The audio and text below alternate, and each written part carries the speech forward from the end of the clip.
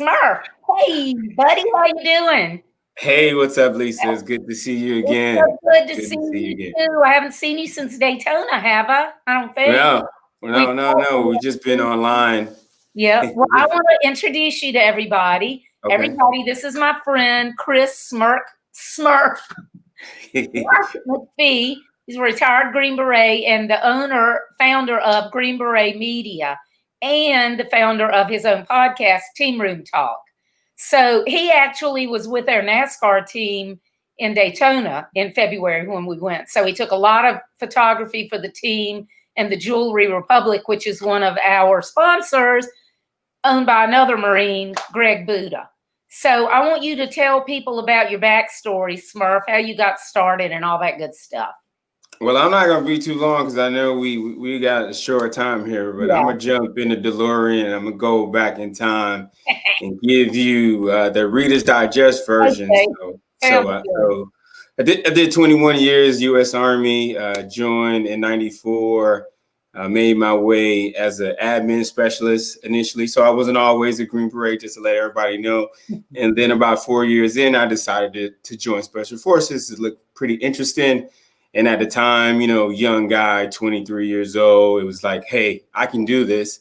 Yeah. So I did, and I made it through, deployed to Afghanistan and many places around the world. And then 2015, I decided it was time for me to retire. And I moved to the Washington, D.C. area, worked as an intel analyst for about a year and a half, and came to a point where I think every veteran gets to that point when they transition. They're trying to figure out, like, what is it I want to do? So I just went with what I knew. I was, in special operations, so intel analysis, being on the ground. I was still deployed to Kuwait, helping troops in Iraq deal with the IED threat in that country. So, but after a year and a half of that, still deploying, long hours, long days, I was just like, I wanted something else. And so I had my different all those years. So, everything. Yeah. I just had enough of it, even though I wasn't there, but I was still in it, watching it, living it mentally in here. A wise man once told me, like, you transition here, even though you get out. So even after you retire or you leave the service, you still have to make a transition in your mind. Right. And that's what I was dealing with, is just trying to figure out, well, what can I do? I want to have some fun, and luckily my skills I acquired in Special Forces, which is, myself being the communications specialist on a team, I had to learn, networking and computers and anything that plugs into the wall. So therefore, I was always tasked to be on the surveillance teams, the reconnaissance teams, and we had cameras and video cameras and digital and night vision. So what I learned from video and photo doing that gig, I just took those skills I already knew, pulled out my camera from my surveillance kit. And I was like, you know what? I'm going to shoot photography. And another Green Beret, Jay Glaspie in the DC area, had a rock band. And he was the bass player in a rock band. And I was talking to him one day, and we both transitioned around the same time, trying to figure out what we want to do. And he's like, hey, man, I'm in this band. I was like, well, I got this camera. You guys need photos, right? He's like, yeah. So I went out one evening to the studio, shot some photos. And they was like, yeah, man, we like this. We've had 4 photographers, and like, this is the best stuff ever. I was like, really? Like, seriously? Like, you like this? So that's good though. So for 2 years, about 2 years, I stayed with them. And you said, I am your camera guy, right? Well, that didn't come till later. That didn't come till later, where I actually had realized, like, you know what, you actually have developed your skills, and you could definitely come up with something. And there's a backstory to the camera guy, because just to shift back. So Jay and I worked with them for about 18 months. Shot all their photos, produced 4 music videos for them, helped them release their album, shot their album cover back in last year, Nice. spring last year. So that was like my big project with them. And that kind of just put me on a catapult to That's great. do other things. And then I started shooting headshots, is which one I continue to redefining and shaping this thing, and shot headshots and moved into event photography. But what led me to Green Beret Media, I had a friend in South Florida, and we had a nonprofit that we were trying to develop. And I knew like, hey, if we get photos and videos, we could show people in the community. It's in Wynwood, Miami, kind of inner city. Miami-Dade County is where I'm from. So, I'm back home working with my buddy. And so I called another friend and I was like, hey, bro, you're a photo guy and you shoot video. Can you help us out? And he was like, no, man, I'm not your camera guy. I was like, okay. I was a little upset, and I shot the event. I rented some lenses. I had a friend that I met. I brought him with me, and we shot the whole weekend, and it came out great. And I was like, you know what? I could do this. This, and that's where that came from. I love that's where the tagline came from. And you did photography for those Redskins and stuff too, didn't you? So through Bunker Lab, which I was part of their VIR, late last year, I joined the 2019-2020 VIR. Thanks to, I got to give him a shout out. My buddy, Rod Rodriguez, introduced me to Bunker Lab. Long story short. Yeah, they're a great organization. Yeah. I met a buddy, Chris. His name is actually Christian, and he was an intern at the Redskins. So he shot our launch party event, and he saw some of my stuff, and he was like, hey, man, I want to do some of this that you're doing headshot. I was like, really? He's like, yeah, I shoot. He's like, hey, I shoot with the Redskins and I'm shooting outdoors all the time. I want to do some studio work. I was like, really? You want to be able to mix it up. Yeah. So I was like, really? I say, well, let's get together. Once again, always building relationships. Yeah. We're trying to meet people and build relationships. So I developed a relationship with him. And then one day I was just like, hey, man, can you get me in? Like, do you have pull like that? And he was like, let me see what I could do. And I sent them all my work, and they were like, okay, come on out. Nice. And that was it. That's how I got to shoot. It was the last season of last game of the season last year, New York Giants in the Redskins home game. What a great thing to have for your portfolio. Was that? I said, what a great thing for you to have for your portfolio. Oh yeah. Great. You should have a party. Yeah. But no, that's the Reader's Digest version of, leaving the Army and realizing that I didn't want to be, I had enough intel and operations, and I just want to have fun. People don't realize what a big deal it is. But also, even people who haven't been in the military, if they're retiring, but they're too young to, like if they've been bought out or whatever, if they're too young to retire, they want to keep working, but they don't want to get another job. It's a huge transition. And I think people are so hard on themselves. They expect themselves to just know what they want to do. I know we went through that. My husband and I went through it, so I know. But let's get to the podcast. So how did you get started in that? So my buddy, Rod Rodriguez, we were working as intel analysts in Kuwait. So till 2017 and meeting him, I had no clue what a podcast was. So he comes in and I see him working. We're staying in the same living quarters, and I'm like, hey, buddy, what are you doing, man? He's like, I got a podcast. I was like, why are you always over here talking in this microphone? Like, what are you doing? He's like, podcast. I was like, what's that? Like real macho, how dudes are. And he started explaining to me, and I listened to a couple, and I was like, hey, man, that's cool. So like, how do I get started? he So, gave me a little. sorry for interrupting, but was he doing it for work, or was he No, doing no, no, no. something He had a podcast called the AAR Podcast, the After Okay. Action Review Podcast, and he interviewed veteran entrepreneurs, talked about the lessons learned, Oh, success okay. and failures, Okay.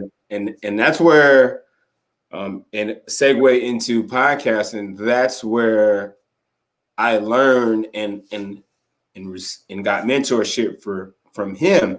And what I would say to everybody now that we're going into the podcast portion here is that before you think about equipment, cover art, what are you going to edit, how are you going to monetize, think about why you want to start this podcast. Yep. Because that's going to help you get through when you don't understand how to edit, when you need somebody to edit, when you're trying to get guests and figure out what do you want for your next show, what type of vibe or genre of podcast you want to be in. Think about why you want to start it. And for me, it was Green Beret Media had already started, and across the air, one of my favorite guys, Gary Vaynerchuk and Rod Rodriguez, they have podcasts and they're podcasts. And I was like, what a good way to meet people, build relationships, and, just still tell stories and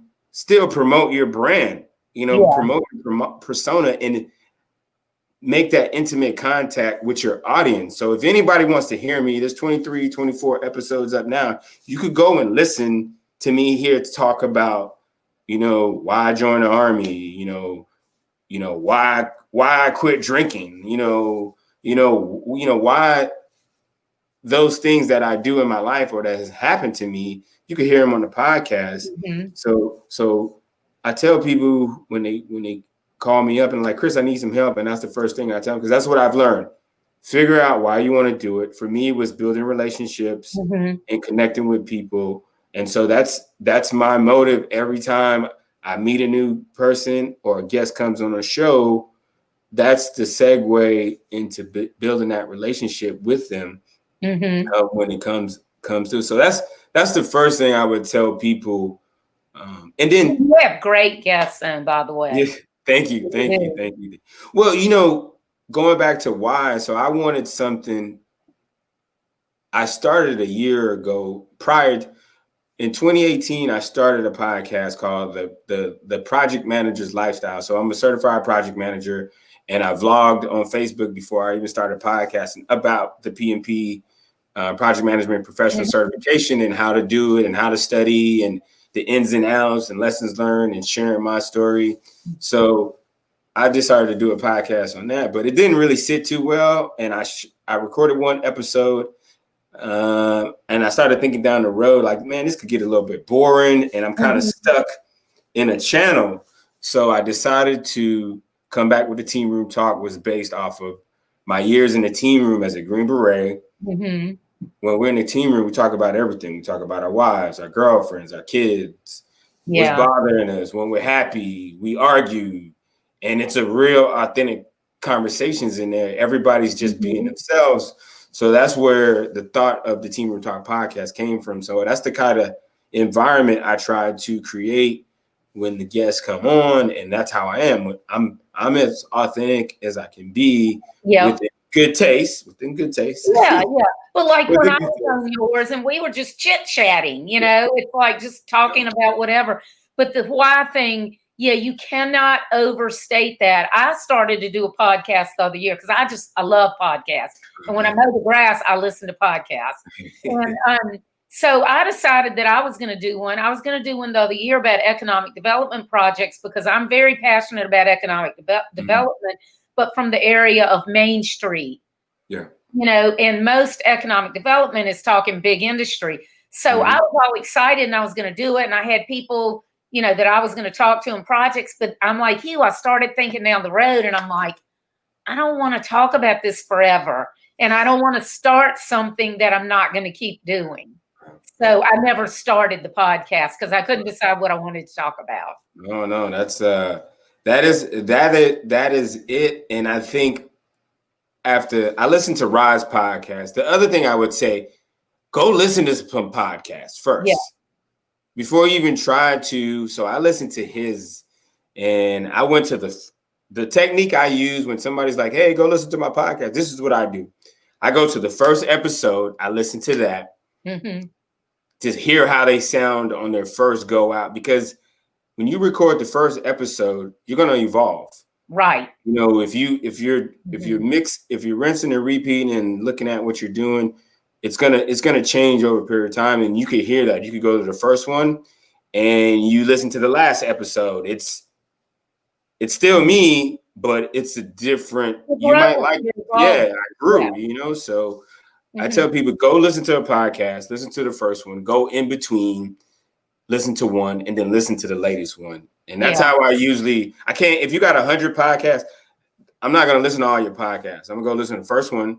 I'm going to go in the middle. You don't have and time. I'm going to go through the latest episode. Love it. You might go back and listen to, you know.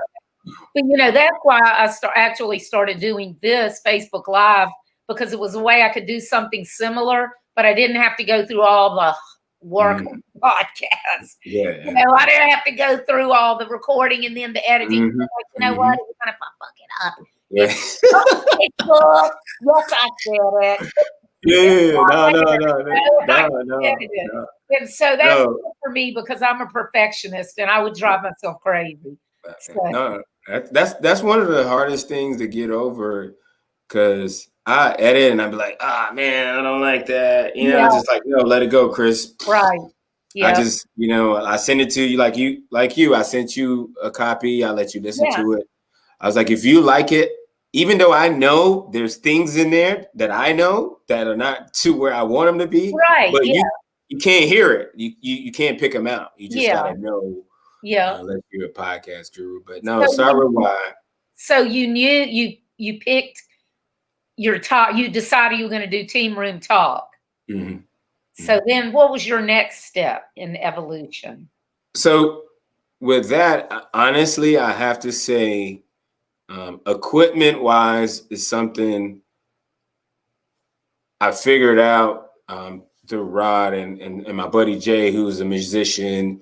And so I was able to figure that out really quickly. And I would also say, bottom line up front, your budget, if you want to start a podcast, your budget is going to dictate how you produce your show. And the reason why I say that, because people are like, well, you should get this mic. You should get this mic. You should get this recorder. You should get this interface. You should use this software. You should host on this site.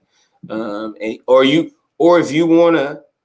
if you are somebody who's very active and you start producing a bunch of shows, you might need to get an editor. Right. You know, so because you can't produce it. Like even now, I edit all my stuff, but I have a backlog because you know, I like to edit my stuff, but if you're not that person, you don't want to get into edit. So you might say, well, hey, I want to do this podcast, but I don't want to edit. So I need to allocate money for an editor. And you have to shop for that. Transcribe it if you want to be. Exactly. So so for me, I took off with just, you know, the tactical mindset, tentative plan. I'm going to talk about, it's going to be team room talk. It's going to be conversational. It's going to be society and culture, which gives me a broad. So I say, hey, let me start with my close friends and talk about, you know, the successes and failures of life. So whether it be, you know, I figure out what they are most excited about at the time, and that's what we talk about. So if it's military transition, if it's, you know, sponsoring and supporting a NASCAR team, if it's, you know, building relationships with, you know, some of our early guests, Mike Whitlow, vet builder. You know, me and him, it was just him and I, the way we connected, it was truly two dudes who met and we talked, and it was like, cool, we're friends now. Even though I know Whitlow, I went back and listened to his episode again before he came on here, just to make, you know, kind of refresh my memory, and also to make sure I didn't talk too much about the same thing. But, you know, it would help me be able to talk more to him. So, I've heard such a wide range of people and topics on your show. And that's part of the reason that I love it. Yeah. And probably around episode 12, as I started doing more research and listening to more podcasts, I came across a quote that said, your podcast should not be about you, it should be about your prospects' problems. And so I started thinking it's about the guests. So Right. you won't hear these next episodes. I'm being very precise about not talking too much. So therefore, the way I record in multi-track. So if I talk just to get the conversation going in the edit, you probably won't hear me. Oh, okay. Because I want the listener to hear about Lisa. You know, I want them to hear about what you have to say. It's not just because I'm blabbing on and you can't hear me. Yeah. So that's what I try to do is like, you know, with my buddy Gear, we met in the 82nd, the last episode, Thomas Gear, and I haven't really seen him in about almost 20 years. Wow.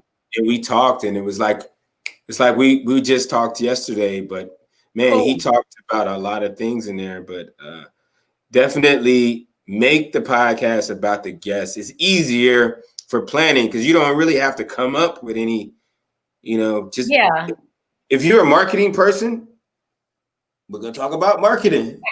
Yeah. If you do podcasts, what are we talking about? Photography, video, podcast. Like you just have to have a personality, bring your authentic self, have fun. Don't be, I'm not worried about, everybody who's professional world who knows me and they're like, oh man, I can't believe he said that. Yeah, right. Yeah. It's the team room. That's how you talk when you're talking with your friends. Like, I'm not in the boardroom. If you don't like it, shut it off. Like, I have no problem with letting people know that. Beer. But cat has not made an appearance yet. She's laying back. She's trying to decide when she's going to pop in. But yeah, it's about your guest and it's also about the audience, what value you can bring to them. And the value might just be entertainment, or it might be self-improvement. It might be business. It could be whatever. But they have to figure that out in their why for doing the podcast in the first place. No, you're exactly right. That's one of my it's funny you say that because I've heard the term edutainment before, so I googled it. It was like, I could start using this tagline, but definitely based off of what I read on Google and Wikipedia, Walt Disney used that term back in the 1950s, and that was his vision for Walt Disney World. I'm gonna entertain you and educate you at the same time. So if you see me using the tagline "edutainment for your ears," I've that's seen what it is. And so it's entertainment, but at the last end where I tell people or I ask my guests, I was like, hey, what's one thing, you've overcome all these things. What can you pass on to the Team Room Talk Nation? And, it's like resiliency, connecting with people, just I do this one thing and it helps me stay focused all the time. And that's where, I love throwing that question because every time it opens up doors to other stories. And I'm just like, whoa, I didn't. Yeah. Like my buddy Gear, he was like. Especially if the person isn't prepared and they maybe didn't know you were going to ask it. And they're like, ooh, and they might say something they haven't thought about saying. Well, it's for my buddy Gear. I posed a question to him and his response was resiliency. Yeah. And you would hear him talk about in the podcast that he never felt after 20 plus years of service, doing all these things, serving his country, he felt like he just wasn't good enough. And I was just like, wow. And so he started while he was in or after he got out? Just after overall throughout his life. So he was always trying to do the next thing, next thing. And then when he got out, he tells the story about being a manager at Kroger and how he just was like, no, this is not this is not my life. I can't do this. I'm not doing this. And he spoke about, then he opened up and he was like, yeah, resiliency which opened the door to where he was like, yeah, man, I figured out really my last name is not really my last name because my dad found out that his dad was really his dad. And I was like, well, that did open up a lot. That's so interesting. I was like, but that's what I love about that. When I hear somebody says, ooh, Chris, ooh, that's a good question. I'm glad that's when I know I'm going down the right path. And which brings me to is like, you got to be a good interviewer. Yeah. You just got to know, you just got to feel it out. Forget your agenda, forget your list of questions, you know, because then it sounds like you're just going, so where'd you grow up? Yeah. What are you doing in business? Like, that's boring. That's boring. You know, it's boring. You know, you got to add some, you could still do it, but add some personality to it. Don't make it sound like you're running down a checklist of questions. So have a conversation, you know. What is if you can say, what is the most surprising thing you've had happen on your podcast? Or that like blew you away, you weren't expecting it, crazy, whatever. You mean from my perspective? Oh, I say Joseph Wynn. I know, yeah. Joseph Wynn was on a podcast, and you know, Joseph. So I threw him the kit bag question, and he was like, dude, I got one for you. He was like, what do you have for the kit bag? And I was like, oh, you asking me? Like you flipping it on me? And I was just like, nah, bro, mentorship. That's all day long. I said, and I just went through it. I said, even when I was in high school, I had mentors. When I was in middle school, I had mentors. I joined the Army, I had mentors. I joined Special Forces, I had mentors. When I transitioned, I had a mentor with ACP, you know, and now even today, you know, folks like Greg and Stephanie and Donnell and all these people these are all my mentors. So if you want to battle me, yo, you better bring it. Yo, you better pack a lunch because I got like 10, 20 mentors. Yeah. I just be like, Lisa, what do I need to do with this? All right, cool. I love it. I love that accidentally working with the team. I've gotten to meet so many of y'all and, you know, develop such great relationships. And it feels like we are a big team working. No, I shoot stuff professionally. It's cool. Yeah. You know, I don't, that's one thing for me, I think that's my thing. Like I'm all in with mentorship. You know, I'm part of the John Maxwell network. I'm a John Maxwell team member. So that's what he teach. That's his methodology, you know, mentorship, you know. And I think a lot of people can't do it by yourself. Yeah, and a lot of people, just like they're afraid to ask for help or too proud to help, they're the same way with the mentor. They feel like it's a show of weakness, and it's not. It's a show of strength because nobody can know everything. You have to have mentors to either learn from or to stretch you and make you grow, make you do the things that you're uncomfortable with. No, I mean, it doesn't even have to be a real person. And going back to mentorship, so I'm on this ship, on the shift, doing 12 hours a day, reading intel reports and building products. And I'm listening, this guy out of Canada, his name is Peter McKinnon, and he's a photographer. That's how I learned everything I know about photography, by watching his YouTube channel. Then it's other guys like storytelling, Casey Neistat. Then there's other guys like another guy, D. Federius, who does video editing. So I have like my YouTube mentors, you know, one of my mentors asked me the other day, she called me and she was like, hey, Jennifer Paquette. I don't know if you know her. She's she is one of my mentors, and she asked me, like, did you go to school for? I was like, nah, YouTube University.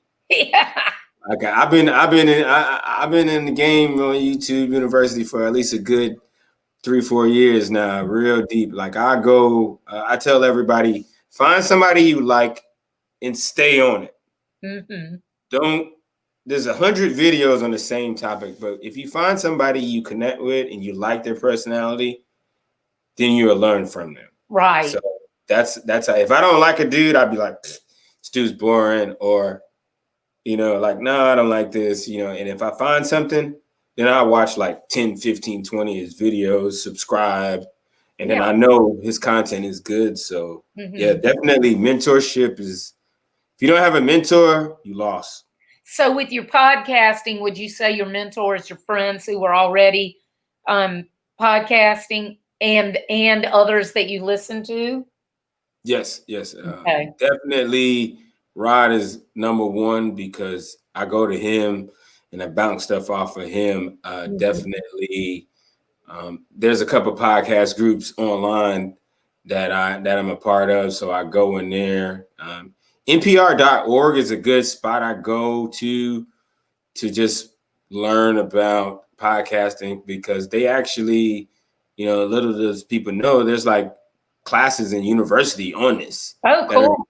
Yeah, if you're in communication, or you're a journalist, or you're studying communications, like with media is communications, there's classes on podcasting and video production and audio production. On NPR.org? Yeah, you go to NPR.org and they have links on there about, they call it the podcast school. There's a couple other organizations. Nice. See, Then there's like 1,000,001 people out there, you know, teaching people. Oh yeah. I just didn't know that they had that. That's cool. Yeah. They go on a little bit more on a academia point of view versus you know, like, hey, get on my channel, buy my course, you know. Yeah. You know. Well, I know that you had shared a lot of your equipment with me. You had shared a lot of the equipment that you use and the SaaS services, the software services that you use. So I'm going to put that on in the show notes for this. Yeah, definitely. But yeah. But if there's anything that you want to talk about with those things, because that, you know, I have what you sent me, the list. But will you want to talk about any of the equipment or any of the services or anything that you think people should or shouldn't use, or anything like that? I could do that. I'll run down that list, and I'll start off with, you know, like I made a statement before, is your budget is going to dictate what resources you use. And first thing, you during your planning phase, when you're planning this, hosting, there's 1,000,001 places you could host for free. And then as you get bigger and you need more space, depending on how grand you want your podcast to be, you're going to pay. The service I use is Podbean. I pay like $9. It's unlimited audio. They have a website and other tools, but I don't use that because I use Squarespace for my other stuff. So I use Squarespace. It has features in there for podcasting and uploading audio. So hosting your website, your audio, if you want to go low budget, there's 1,000,001 of them out there. And if you want to spend a little bit of money, anywhere from like $6 up to, depending on how big, if you're doing it for an organization, then you have a corporate account. Other thing I would hit on real directly is the microphone and equipment. And a lot of people, there's 1,000,001 microphones. Back to what I say, your budget. You know, I have a Shure SM7B. That's one of the popular and top microphones. Michael Jackson used it for his vocals back in the day. It's the same. It's the same mic that Joe Rogan used. It's the same mic that Kerr used. What's that? Are you going to moonwalk for us before we get off the air? No, I'm gonna stick to my day job. So, I mean, you know, I was a contractor and I worked and I had the money, and my buddy, Rod used the Podcaster, which is the next popular mic. And, you know, and Jay was with me. He was like, just buy the Shure, man. Just be done with it. And I bought it. So I never have to buy, unless I destroy that microphone, I never have to buy a microphone for the rest of my life. So think about that when you purchase equipment. Yeah. If you could hack it, spending the extra money to get something, just spend it and be done with it. Because if you start with a USB, you might grow and you might want to do a studio version, or you might want to do some other things. So, but if you can't afford it, don't let that stop you. Yeah, don't let it stop you. No. Get whatever you can so that you can start. Because otherwise you'll sit there forever and say the next thing. And that's the most important thing, is that you could get what you can get, but start, but don't get hung up on, well, I don't have this or I don't have. Yeah. I mean, literally, I've done it before. Your cell phone has an audio recorder. You buy a cheap lav mic, and you could clip it to two people. If you're doing an interview or if you're doing solo, you can speak right into that. And you won't have to, work with that until you get to the next level. The other thing I would say for design, a cool app that I use, I'm using Canva, which is free.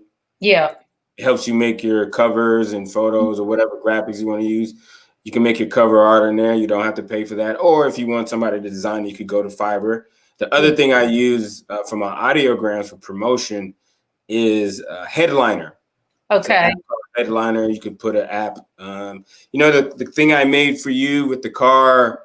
Yeah. I was gonna ask, and I wondered what app you used. I know there's a lot of them out there, but so you used Headliner. What's the price on that? It's actually free. Oh, okay. So Headliner is free for, they limit how many products you could create each month. And then there's certain templates you could use each month. So definitely. Monica said she wants. What's up, sis? What's up? That's my girl. I love her. Man, look, Thumper, you need to come. Monifa's here. Yeah, that's my girl. Hey, sis, what's up? By the way, Monifa, sorry, Chris. No, go ahead. I love your new fabrics and stitching that you showed today. Now we get back on course. No, that's my girl. Okay, so that audiogram app is free. Are there any in-app? Yeah, you can free. Yeah, that's free on the Headliner. You could use it on the Headliner. It's free. Okay, nice. So there's a lot of you could get this thing going for $0. You can get it going for $0, but because you could use your phone, you could host your own files, whatever. This thing is going, and if you have a Mac, there's GarageBand to edit, or you could download Audacity. Is free. That's free software. Audacity. Yeah, it's free off. But I think like I said, I tell people, some of my friends, I said, you just got to do it, bro. Like my buddy Rod says, just press record and start talking. Yep. You're welcome, Monifa.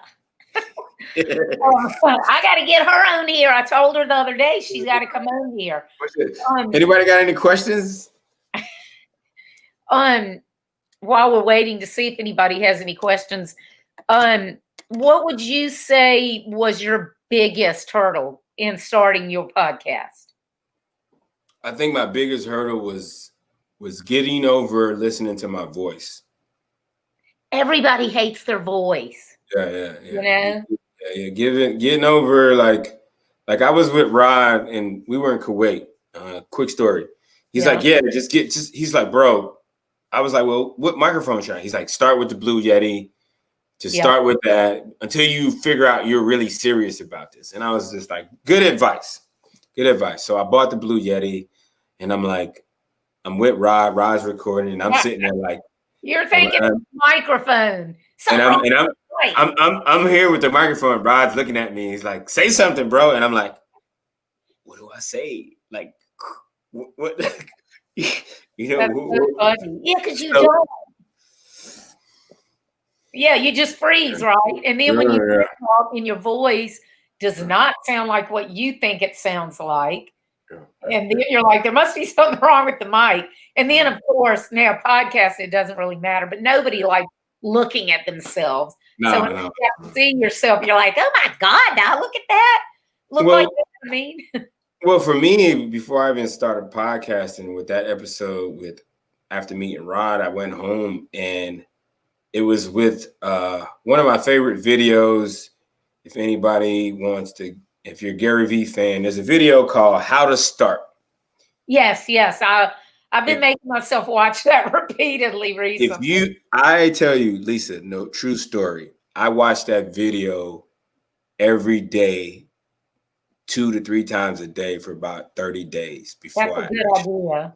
Before, just to motivate me. And then one day I had the basement set up. I set everything up with all the lighting and all the microphones. And I was just like, I just went downstairs and I went live on Facebook and I started talking about project management. Okay. And that was it. And I just started doing it over and over and over. And then finally I got comfortable with the camera. And then some of the other thing I started doing, I'm part of Toastmasters. So I go there to just put myself in the hot seat all the time. You know, when it comes to, you know, presentations, we always, you know, I'm doing the study track there. So we always have to, we listen to each other and they say, well, you said too many times. You said so many times. So it's very nitpicky. Interesting though. I mean, I'm in my head, the reason why I'm stopping is because I don't say or I don't say so, you know, because I'm is a filler. Exactly. Yeah. And you're trying to not say it. Yeah. And the thing about it is the less I say it in my show, the less editing I have to do. True. Because after a while, you know, we've all been in presentations and we hear somebody say something. Every 4 words is a Yeah. You know, every 4 words is a I was just like, you know, so. Oh, wait, I think this is a setup. Says, what is your high? Well, let me just put it up there. What is your highest rated podcast episode, and why do you think that one was successful? Actually, Monifa, for some time, Monifa, her episode was really. Yep. The title of Here I Am. Here I Am, RAW. And her episode, give me a second. I'm actually logging in right quick to see. Her episode was the #1 episode for some time. And I have to say, sis, that my other buddy, he's a close friend of mine, has taken the #1 spot from Monifa. Now the war is on. Monifa, yeah. You got to go recruit listeners. She's out there. Y'all got to go Whitlow or Monifa. So, and her and Whitlow was neck and neck. So this is what I like to do. They're both great. They're both. So the thing, not only do I record it and edit it afterwards, but the promotion is your guests, you know, you have to help them share it. Mm-hmm. And that's how your word gets out. I mean, I have listeners all the way in Germany, Tokyo, that's great. Netherlands. Military? Are they mostly military? Okay. A lot of folks, U.S., you know, my folks I know down in Fayetteville from where I was stationed for like ever. Yeah. And then people that I meet over time share. Like even people connect with me via LinkedIn and like, hey, Chris, man, I like your podcast. I was like, dude, I haven't talked to you in like 5 years. You listening to it? Good. So it's good to get those messages. Says, what do you want your podcast to teach people? And what's the core thread of your podcast episodes? So for me, the takeaway, when somebody listens to my show or listen to an episode from a guest, I want them to listen to that person and hopefully that issue that the guest was having or experience, the listener could relate to that and take some of those key points of how they overcame that failure or they did this to be successful. And that's the whole purpose of the kit bag question. Mm-hmm. Because, you know, if you've lived this many years and you've had these ups and downs, then what is it that now that you're at this stage in your life, and for me, it's mentorship. Hey, well, you know what? I don't have a mentor. You know, it worked for Chris. Maybe it could work for me. And they could go, what is the core thread of the podcast episodes? What Monifa said, she thinks Whitlow's listening to his own episode in repeat. Exactly. From there. Oh man, I love it. I like it when that's funny. My closest friends going at it. But I mean, core wise, I want when you listen to it, I'm hoping you are entertained and you learned something. Yeah. That's it. You get out of it. What's that? What do you get out of it? For me, I just like listening to people's stories and having that conversation. I'm learning from everybody because, I'm learning, I learned from Monifa. I learned things from her that I didn't even know about her, and that's what's cool about it. Did y'all know each other in the military? No, I met her actually,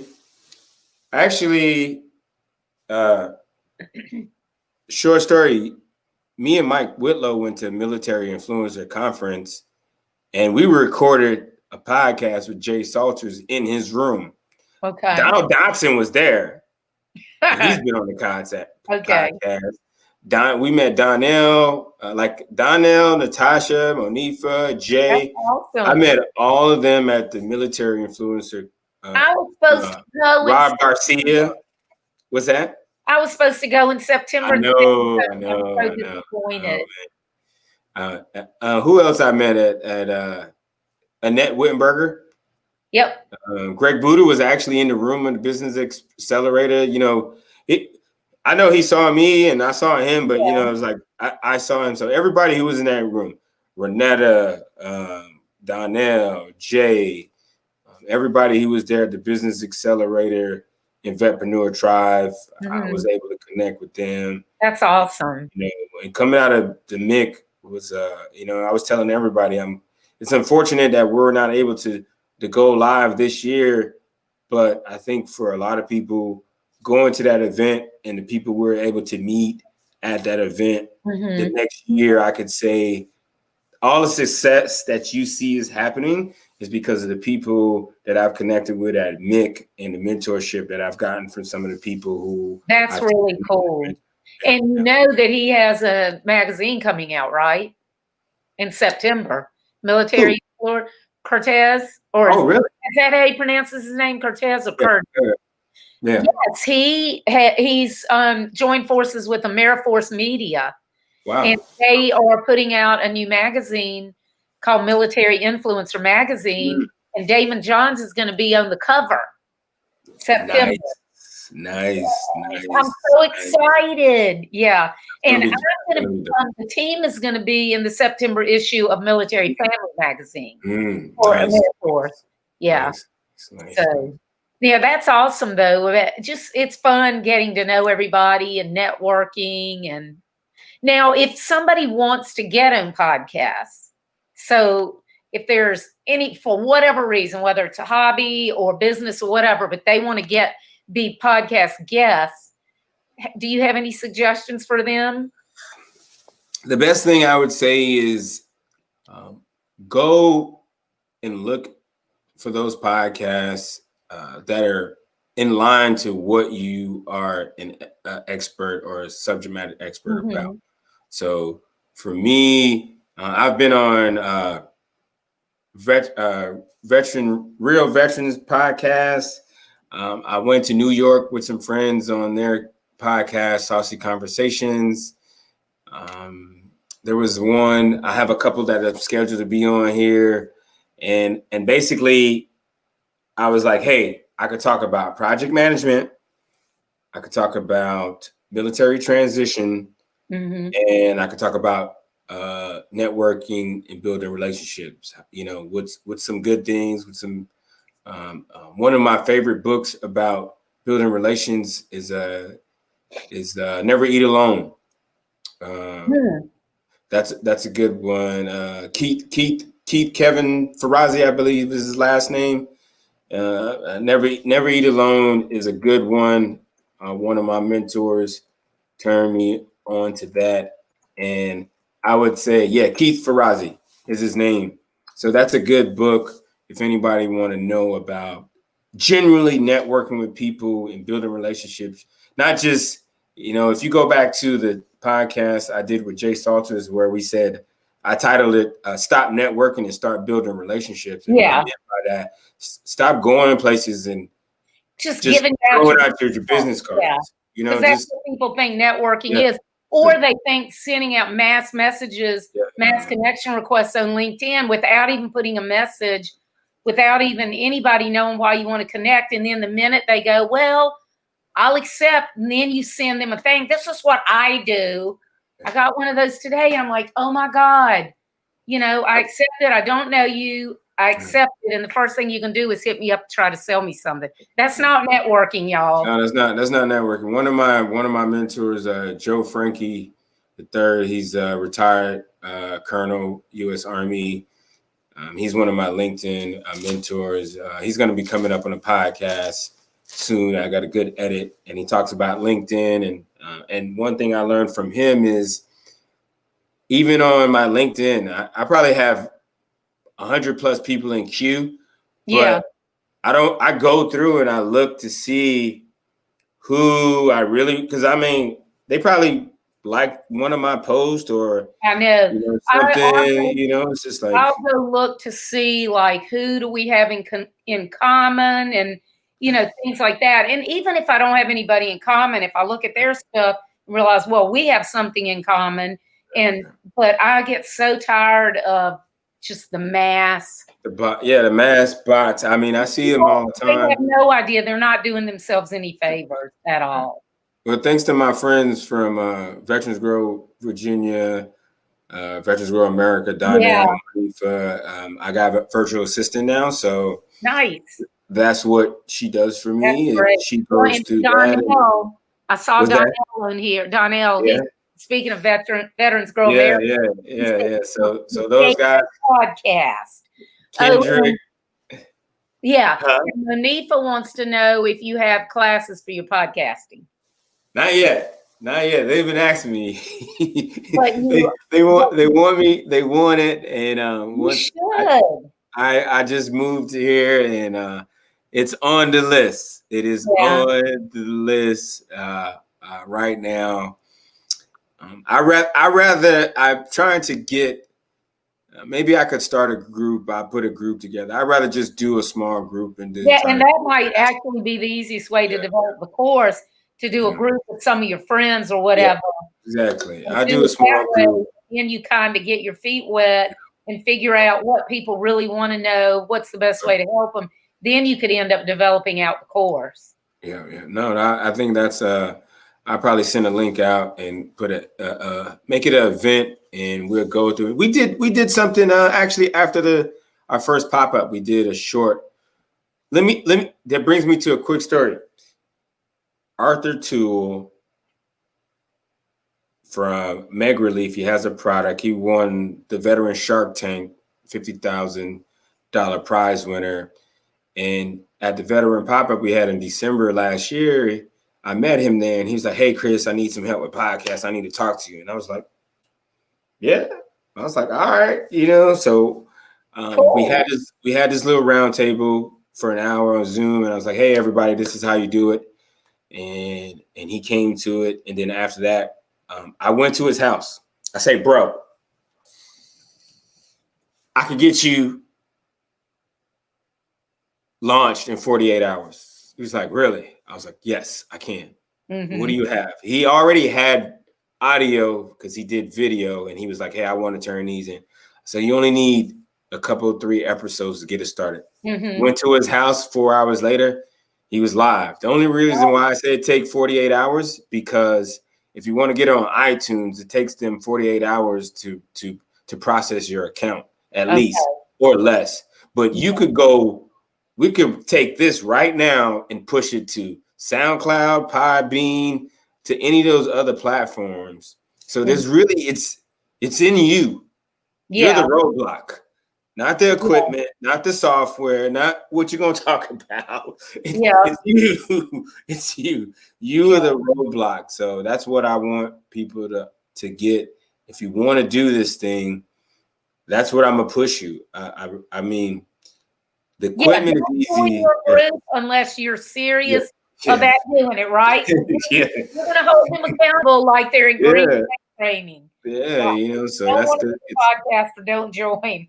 Yeah, no, that's and that's what keeps me going because like my goal, I would bring not to put so much pressure on yourself. And I was like, hey, I want to start this podcast, and I was doing photography and I'm doing headshots and I'm over here and I'm over there. I'm shooting music videos. I'm editing videos. And I was like, man, I got to get this podcast started. I keep saying I'm going to do it. I have the equipment. And I said, just produce one episode a month. And that's what I did for at least the first 12. Then COVID hit. And I was like, well, let's rack up. And everybody just was like, nowhere. Yeah.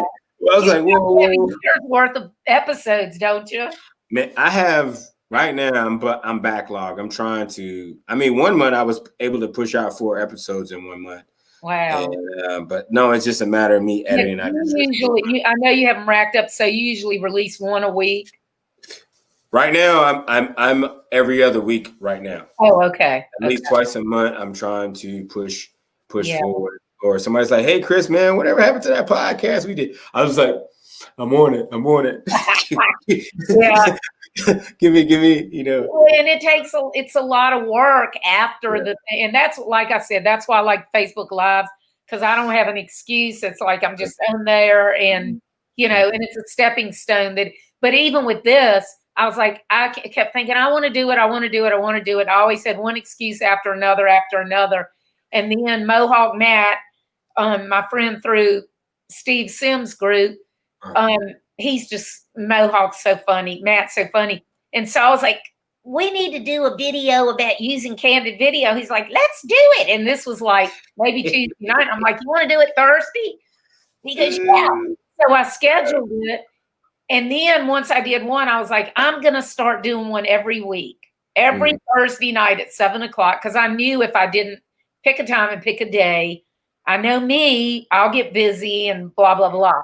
So, and then I put a scheduling calendar on my website, and any of my friends that I want to invite to be on, you know, I'm like, here, go here. And, you know, I was going to schedule only 6 weeks in advance because I'm like, I never know what I'm doing. And then now I'm booked up. I'm like, well, dang, you know. But I figured Thursday night is kind of an easy night to kind of set aside. You know, you're getting into the weekend.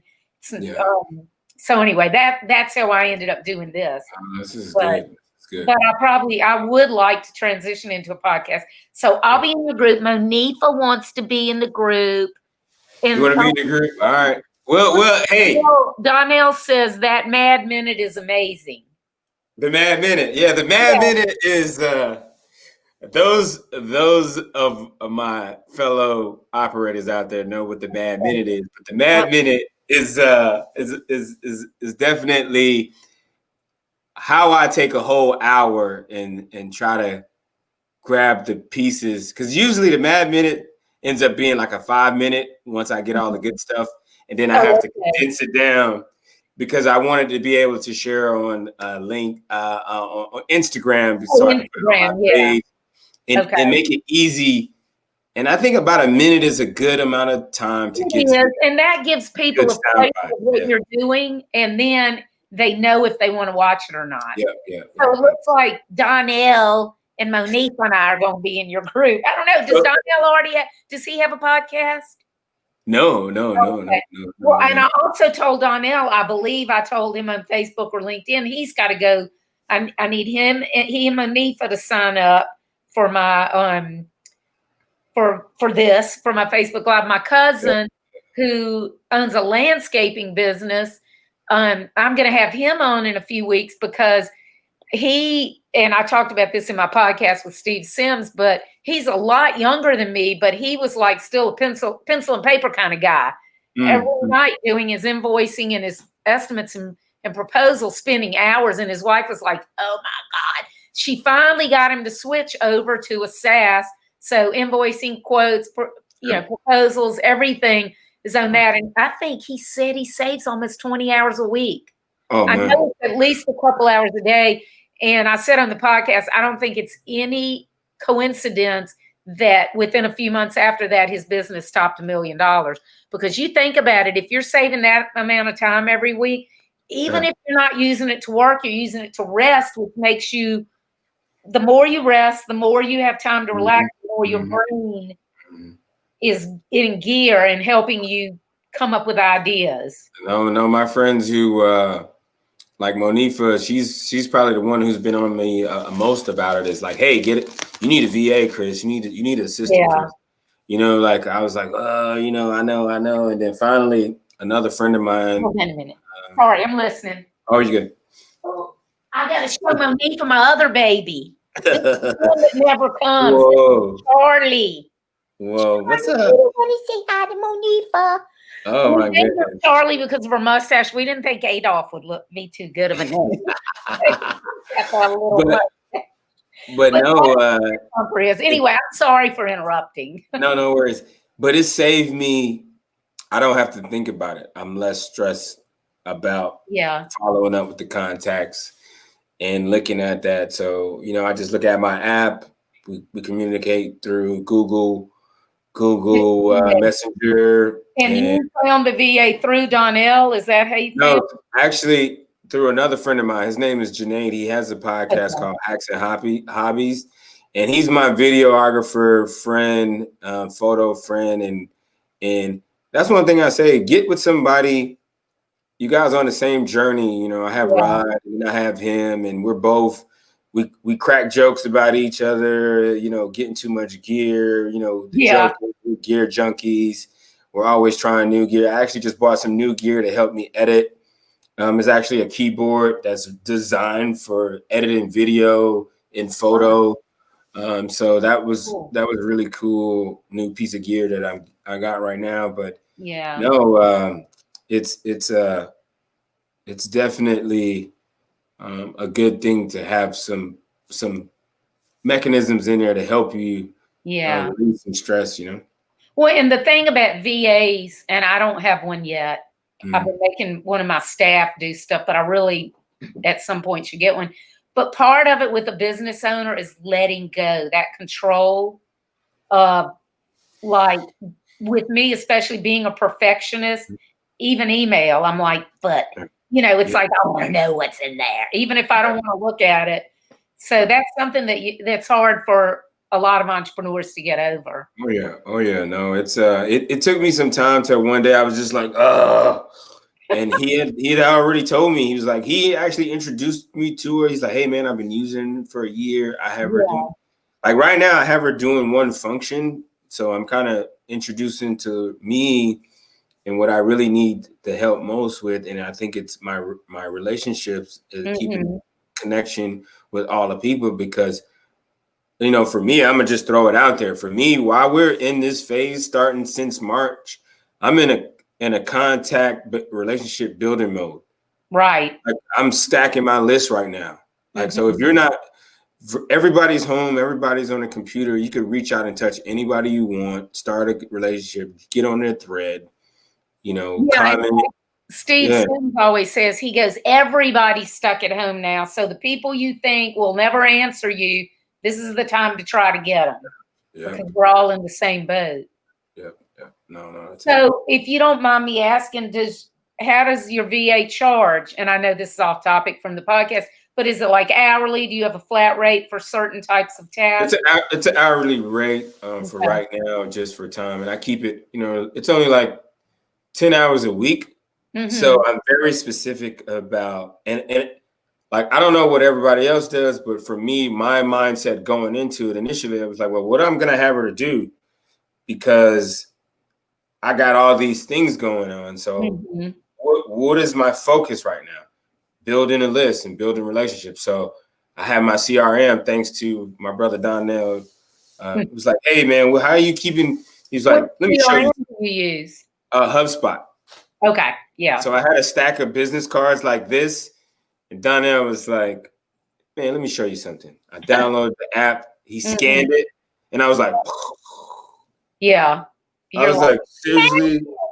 I was like, so I've been using HubSpot since last year, December. Yeah, it saves a ton of time. And, you know, like one thing I'm a believer of is that there's so many different softwares out there, and we get attracted by the 10% of that software. Yeah. We spend 100% of the time using 10% of 10 pieces of software. So I'm on HubSpot. I'm like this. Yeah. Like, I'm not looking at nothing else. You can always find another one. I'm actually using one. I switched to one called Sweet Dash, SUIETE dash. But that's what I'm using now. But yeah, there's a lot of good ones. So many cars and shampoo and everything else. There's a ton of them. Just pick one you like, and that is maximizing. So I'm just using, and I'm using a free version. I'm not even using the paid version yet, because the paid version. So HubSpot has so many things you could do. Yeah. But long story short, I have her doing that one task that I need to get done right now. Like, so I haven't handed over video editing or podcast. Yeah. I'm still like, no, that's my baby. Like, no. That's gonna be hard to get rid of. That's unless I could get somebody who we're closely creative and they kind of get it, or I could help them. They could help me with part of the process. Yeah. But right now I haven't, as far as photo and video editing, I haven't given that up yet. Yeah. Well, let me ask you before we go, what is your number one tip you want to leave people with, whether podcasting or not? But do you have something in particular that you want everybody to take away? I got to go back to what I said, man. I'm all about mentorship, man. Yeah.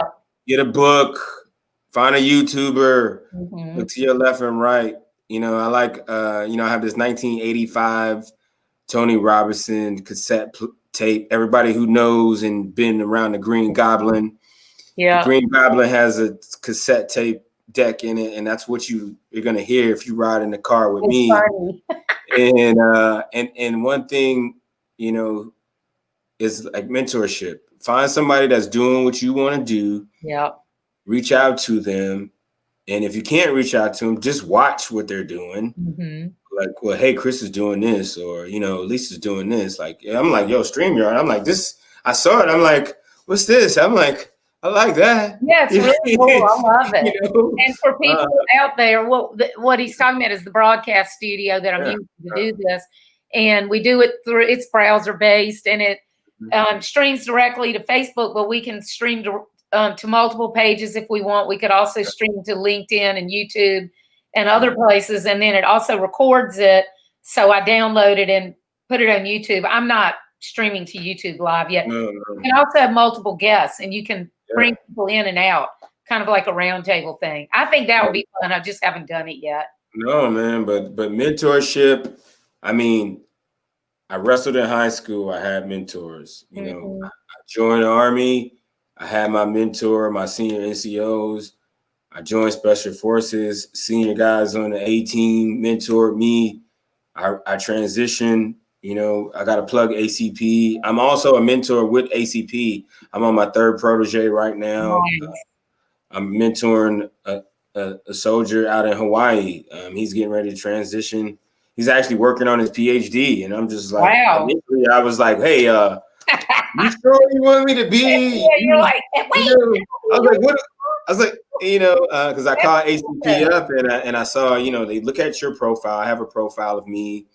And, like before all of this, like my background is tech in cybersecurity. So that's where, I have all the certs, A+, N+, Security Plus. I've been building computers since mid-90s. So I know a computer and how to get in it, and, how people could get in it. So cybersecurity is my thing. And they connected me with him because he's building a business in cybersecurity, a lot of software, security assets. And my first question to him, I was like, what do you want out of this mentorship? And I listened to him. A very genuine guy, wasn't a book nerd, straight up and down. I'm gonna just say it's square or anything like that. But he had a lot of personality, and I was like, you know what? I think this is gonna work.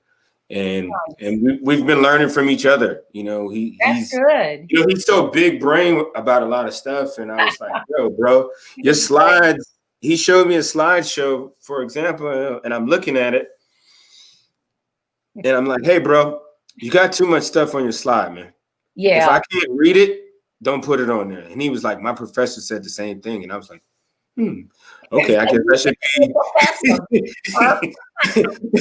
I mean, it comes from, I learned for briefing generals.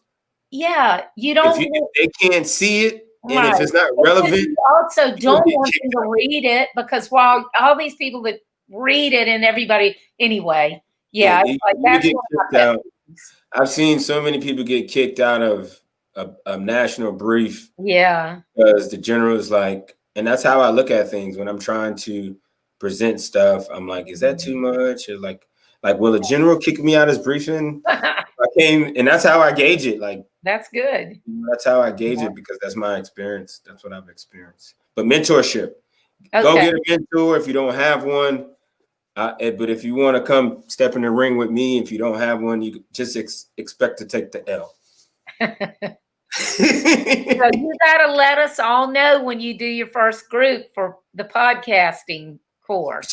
So right now, everybody, there's on my Facebook, if you search for it, it's called the Team Room Talk Podcast Nation. Join the group, and now that I'm over here, I could get in there and start being a little bit more active in there. But that's where I'm probably going to, because it's all about podcasting. Right, that's a great group. I'm a member of it. Yeah. And, I just try to have fun in there, talk about gear, talk about the apps that I'm using. And I try to promote the podcast every time a new episode comes out. And you know, it's sometimes it's creative. It's a good place to learn, but it's also a good place to meet other people too. Yeah. So it's fun.